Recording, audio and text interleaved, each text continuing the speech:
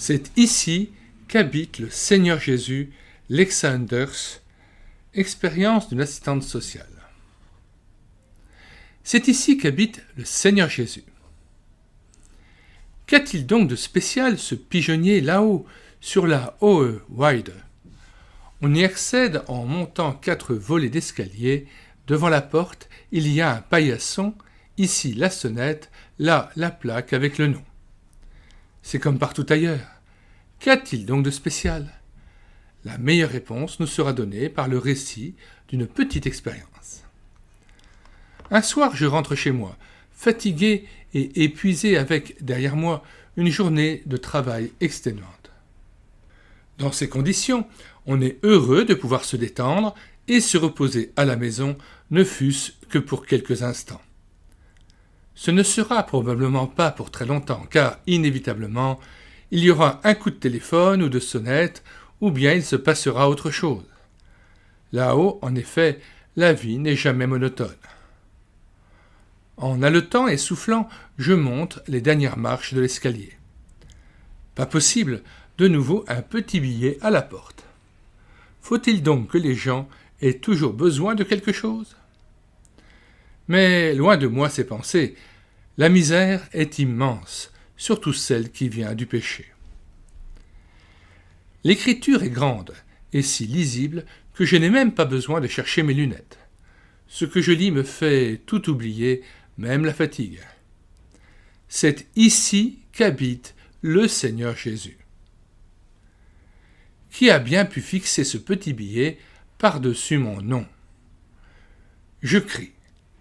Seigneur, si seulement il en était toujours ainsi, qu'il n'y ait plus rien de moi-même, plus rien qui soit visible, mais uniquement ton nom merveilleux, ô Jésus.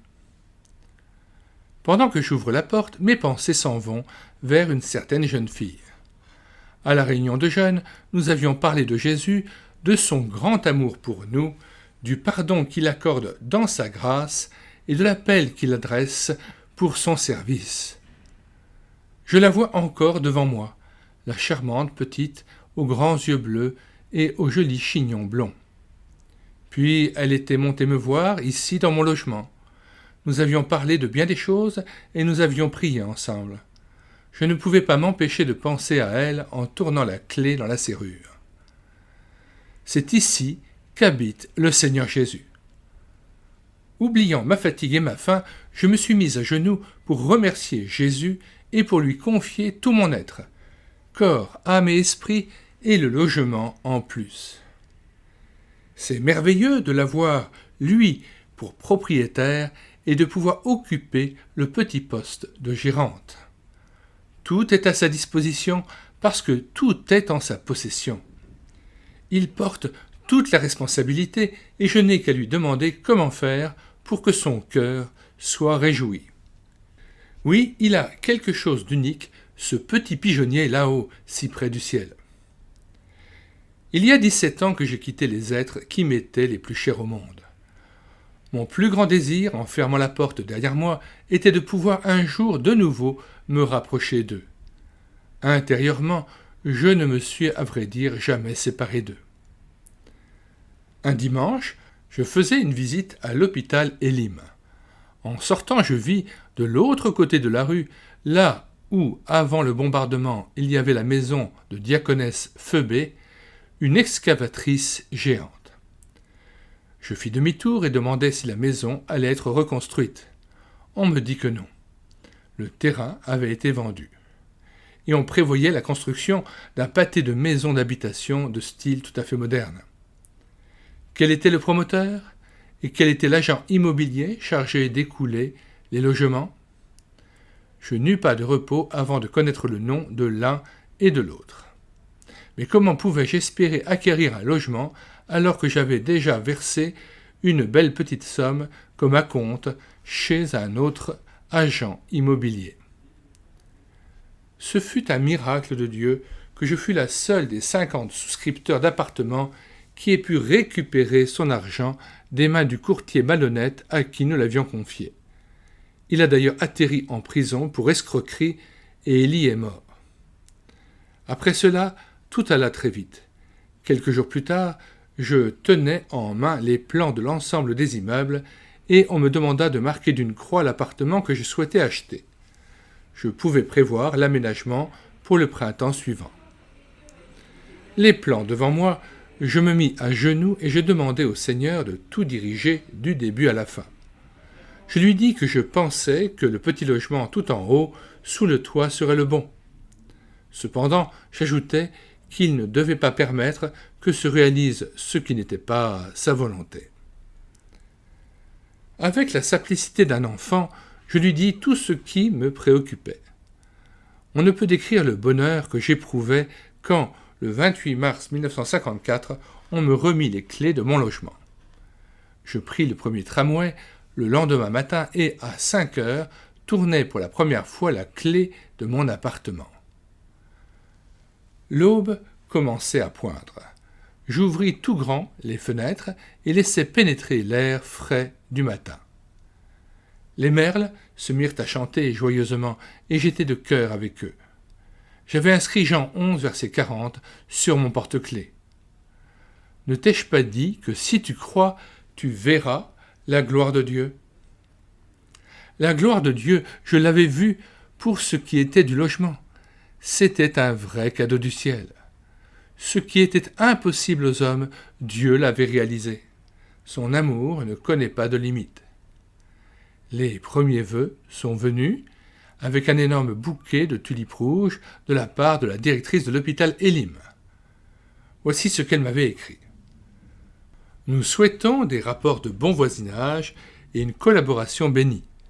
Nos triplés m'apportèrent un pot de fleurs et me chantèrent le cantique « Moi, la brebis de Jésus ». On n'aurait pas pu mieux exprimer ce qui se passait en moi. Amen, mon bonheur est grand.